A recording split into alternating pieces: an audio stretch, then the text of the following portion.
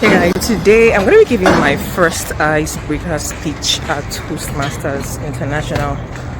I hope I do well, but we'll see how it goes. Yeah. Good day, fellow Toastmasters and guests. My name is Linda Izimido, and I'll be speaking today on choosing courage in uncertainty. I'd like to start with a quote by Muhammad Ali. He says, "He who is not willing to have courage to take risk will have to settle for an ordinary life."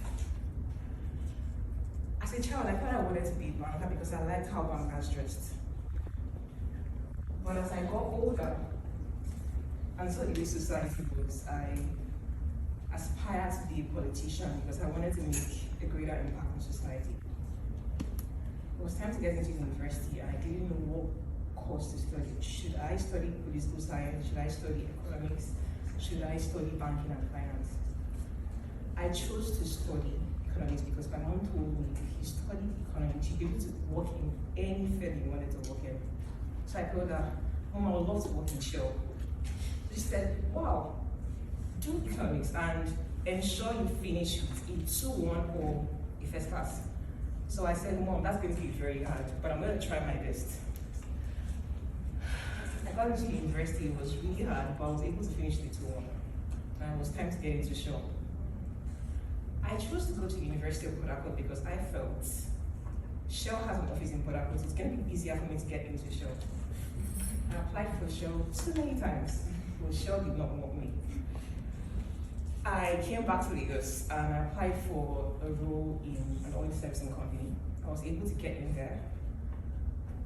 After 3 months of being on that job, I realized that this was not the goal. I was lucky to get an opportunity in a different oil and gas company. When I got to that role, I was very happy. I thought that I had made it in life. I had achieved everything that I wanted.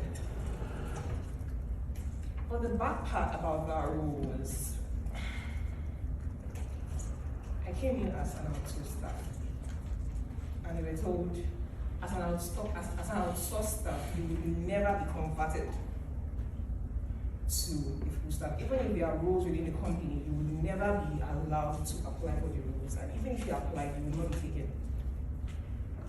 So while I was on the job, after 1 year of doing the job, I wanted more. So I started doing my master's degree and I delved into content creation, I delved into makeup artistry and studying hair extensions.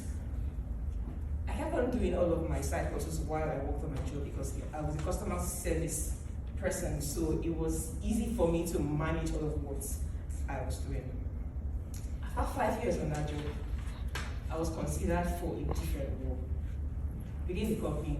It seemed like God has finally answered my prayer, and I thought that while I was on that role, I'll be able to feel happier and more fulfilled. But as I got into doing this new role, within the first 6 months on that role, I just had a lot of anxiety. I wasn't happy. On Fridays, I'll be happy. On Sundays, very sad. After 1 year on this role, I took 2 weeks of work. I traveled, and while I was away, I realized something had to change. I was listening to messages from Les Brown, I was listening to messages from Lisa Nicole, and one message that really stood out to me was something Les Brown said. He said, if you had just 6 months left to live, would you still be on that dead end job you were at? I knew the answer was no. So I came back and I resigned. So now what I do is I create content, I help women look more beautiful, feel confident, and I'm aspiring now to be able to earn a living speaking, inspiring people in any way I can. I like to end with a quote by Ellen Keller. She says, "If you don't have enough courage or insights to know when you have outgrown a particular situation or relationship, then life will move on from you." Thank you, distinguished Toastmasters and guests.